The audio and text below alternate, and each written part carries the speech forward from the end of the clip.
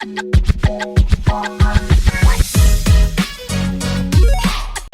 Everyone, welcome back to the channel. मेरा नाम है अंकिता शर्मा और मैं आ गई हूँ एक और नए वीडियो के साथ। आज बात करने वाले हैं चेक डिसऑनर के बारे में, चेक बाउंस के बारे में। कि जब आपका चेक बाउंस होता है, मतलब किसी पर्सन ने अगर आपको चेक के थ्रू पेमेंट करी है, लेकिन आप जब बैंक में अपना चेक लगाते हो विड्रॉल के लिए, तो चेक जो है वो डिसऑनर हो जाता है, चेक बाउंस हो जाता है। रीज़न कुछ भी हो सकता है, लेकिन उसके बाद आपके पास क्या स्टेप्स हैं जो आपको फॉलो करने हैं, क्या प्रोसेस है, कोर्ट तक जाने का प्रोसेस, उसको भी हम डिस्कस करेंगे। किस तरह से कंप्लेंट जो है वो कोर्ट में लगाई जाती है करेंगे। तो चलिए वीडियो को शुरू करती हूँ। तो मान लीजिए अब आपके पास चेक आता है, किसी पर्सन ने आपको पेमेंट करी है चेक के थ्रू। कई बार आपने उधार दिया होता है तो वो उधार आपको वापस कर रहे हैं चेक के थ्रू। अब आप बैंक में लगाते हो चेक विड्रॉल करने के लिए, लेकिन होता क्या है कि बैंक वाले आपको इंटीमेट करते हैं, एक दो दिन में कर देते हैं। जो भी जैसे भी उन्होंने अपना प्रोसेस किया चेक को विड्रॉल करने का, उसी तरह से वो आपको इंटीमेट कर देते हैं कि आपका जो चेक है वो डिसऑनर कर दिया गया है, आपका चेक जो है वो बाउंस हो गया है। रीज़न क्या है? बैंक वाले आपको रिटर्न फॉर्म में देंगे। वो मेमो होता है, चेक भी आपको वापस किया जाएगा, उसके साथ रिटर्न में भी आपको दिया जाएगा कि क्या रीज़न था जो आपका चेक जो है वो डिसऑनर किया है बैंक ने, क्या रीज़न था जो आपका चेक बाउंस हुआ है। रिटर्न फॉर्म में जब आपके पास इंटीमेशन आ गई बैंक की, उसके बाद चलो अगर भाईचारा है तब तो आप पूछ लोगे कि भाई ये रीज़न आ रहा है, आपका जो चेक है वो बाउंस हो गया है, तो आप या तो पेमेंट किसी और मेथड के थ्रू कर दो, और अगर चेक के थ्रू ही करनी तो उसको करेक्ट करके करो, और अगर इनसफिशिएंट बैलेंस है तो भाई बैलेंस डलवाओ। ये तो होगी चलो आपस की, अगर नोन ही कोई पर्सन है, भाईचारे वाली बात है, तो इस तरह से भी इंटीमेट पहले आपने कर दिया उसको।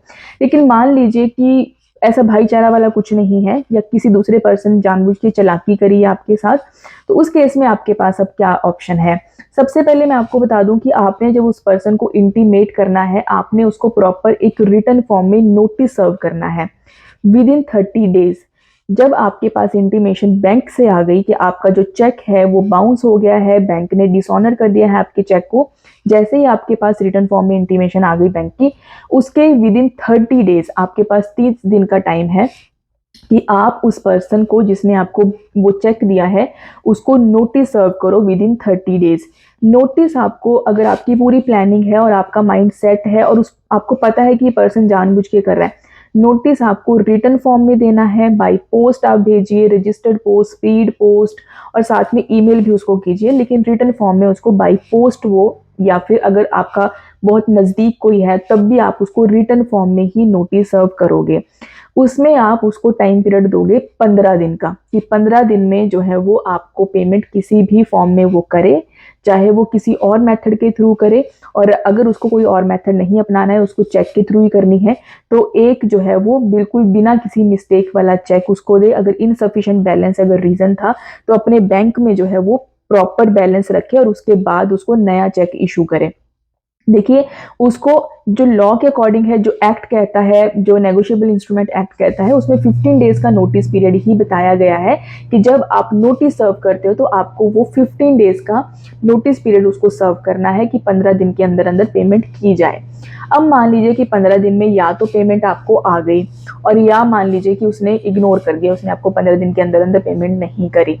अब जिस दिन उसको डिलीवरी हुई है, अगर खुद से पकड़ाया तो आपको पता है कि इस दिन उसको डिलीवरी हुई है। स्पीड पोस्ट आपको पता है 3 दिन में डिलीवरी हो जाती है, और अगर आजकल तो अगर आप ट्रैक भी करते हो तो पता चल जाता है कि उसको सर्व हो गया है नोटिस। दिन उसको डिलीवरी हो गई है उस नोटिस की, वहां से आप 15 दिन काउंट कर लीजिए, 15 दिन आप वेट कीजिए।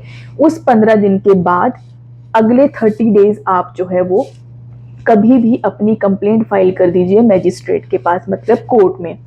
देखिए, आपको ना थोड़ा सा टाइम पीरियड का देखना है कि 15 दिन अगर आपने उसको दिए हैं, आपने नोटिस में मेंशन किया है, तो 15 दिन का टाइम पीरियड आपको जो है वो वेट करना ही है। कि 15 दिन में हो सकता है कि वो, या तो हो सकता है आपको वो रिप्लाई कर रहा हो 15 दिन में, ये भी हो सकता है ना कि आपको वो रिप्लाई के थ्रू बताने वाला हो कि क्या रीज़न था, क्या हुआ है। अगर वो सेटिस्फैक्ट्री होगा तब तो वो बात फिर उस तरह से चलेगी। लेकिन हम अभी बात कर रहे हैं कि अगर 15 दिन में उसने आपको पेमेंट नहीं करी, 15 दिन पूरे हो गए, उसके बाद आप उस 15 दिन से, जैसे वो 15 दिन कंप्लीट हुए, वहां से आगे 30 डेज काउंट कर लीजिए। विद इन 30 डेज आप अपनी कंप्लेंट फाइल कर दीजिए मैजिस्ट्रेट के पास। तो ये जो मैटर डील होते हैं, अगर मैं आपको लॉ बताऊं इसका, अगर आपको सेक्शन बताऊं, तो ये मैटर होते हैं under section 138 of negotiable instrument act, जिसमें इनको डिस्क्राइब किया गया है और बताया गया है कि ये एक ऑफेंस है। तो ये आप लोगों का पूरा प्रोसेस है कि आपको जो है वो देखिए नोटिस हमेशा सर्व करना ही पड़ता है। ये मैं आपको पहले भी बता चुकी हूँ अपनी वीडियोस में, जब भी आप कोर्ट में जाने वाले होते हैं ना, ये नहीं कि हाँ आपके साथ ऐसा कुछ हुआ अब आप चोरी छुपे जो है वो कि उसको नहीं बताना, हम तो सीधा कोर्ट में ही अपना मैटर लगाएंगे। आपको कोर्ट में जाने से पहले ना जो भी आपका मैटर है, जैसा भी आपका मैटर है, एक बार उसको नोटिस जरूर सर्व कीजिए। कई बार क्या होता है कि मैटर ऐसे ही सेटल हो जाते हैं, कोर्ट जाने की जरूरत नहीं पड़ती, दूसरी पार्टी सोचती है कि कोर्ट क्यों जाना, यही सेटल कर लेते हैं चीजों को। तो नोटिस सर्व करना बहुत जरूरी है। इनफैक्ट जब आप अपनी कंप्लेंट भी लगाते हो तो वहां पे भी नोटिस की कॉपी जरूर लगती है, चेक की कॉपी लगेगी, जो मीमो आपको बैंक से मिला है उसकी कॉपी लगेगी, नोटिस जो आपने सर्व किया है उसकी कॉपी मिलेगी। अब अगर आपके पास रीजन आ गया है दूसरी पार्टी का कि क्यों उसने जो है वो पेमेंट नहीं करी या क्यों चेक जो है वो बाउंस हुआ, उसका अगर आपके पास प्रॉपर वे में रिप्लाई आ गया है तो वो भी आप लगा सकते हो। वो करने वाला है नहीं करने वाला, हो सकता है उसने वो चीज़ उसमें मेंशन करी हो, तो आप भी उस चीज़ से थोड़ी सी आपको क्लैरिटी मिलती है। तो ये सारी चीज़ें जो है वो कोर्ट में लगाई जाती हैं जब आप अपनी कंप्लेंट फाइल करते हो ऐसे मैटर्स में। तो नोटिस भेजना बहुत ही ज़्यादा इंपॉर्टेंट चीज़ है। आपको मैं बिल्कुल सिंपल सी लैंग्वेज में चीज़ें बताती हूँ ताकि आपको जो अपना मैटर है वो प्रोसेस करने के लिए बहुत ज़्यादा सा सोचना ना पड़े कि ये तो बहुत डिफिकल्ट सी चीज़ है, ये कैसे होगा कैसे नहीं होगा। और इनफैक्ट अगर आप किसी लीगल पर्सन की हेल्प भी लेते हो, उसके थ्रू अगर आप अपना मैटर प्रोसेस करते हो, तब भी आपको एक क्लैरिटी होती है आपके माइंड में, आपके पास एक अवेयरनेस है खुद के पास कि हाँ इस तरह से चीज़ें चलती हैं। जो लीगल पर्सन है वो आपको गलत गाइड नहीं कर रहा है। वीडियो बनाने का पर्पस यही है कि जो कॉमन लोग हैं ना, उनको ये पता होना चाहिए कि प्रोसेस कैसे चलता है, कौन कौन सी स्टेजेस होती हैं, किस तरह से जो है वो मैटर्स चलते हैं कोर्ट में, और कोर्ट्स में जाने से पहले कौन से स्टेप्स हैं जो फॉलो करने पड़ते हैं।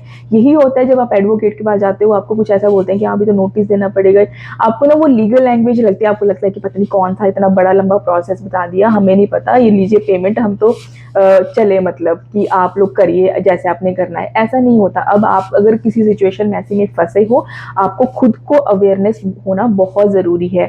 उससे यही होगा कि आपको अगर पेशेंस भी रखनी है ना, उससे देखिए रीज़न क्या है इस चीज़ का कि आपको खुद को पता होना चाहिए।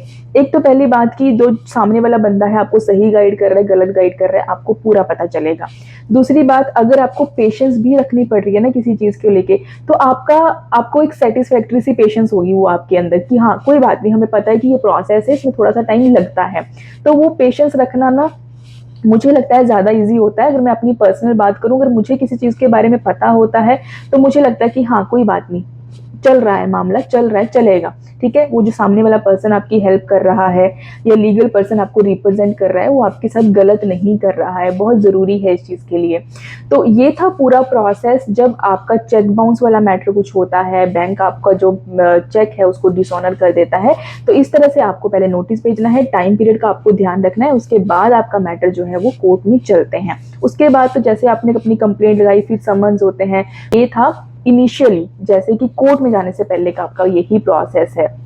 तो आई होप आपको वीडियो थोड़ी सी यूजफुल जरूर लगी होगी। अगर लगी है तो लाइक करना, शेयर करना, कमेंट करके बताना, और अगर कोई आपके पास टॉपिक भी आपके माइंड में, तब भी आप मुझे कमेंट कर सकते हो। आई होप आपको मेरी जो वीडियोस हैं थोड़ी सी, अगर आपकी लाइफ में थोड़ी सी अवेयरनेस आ रही है उससे, तो यही मेरे लिए सबसे बड़ी बात होगी। मिलती हूँ आपसे नेक्स्ट वीडियो में, और आज के लिए बाय बाय।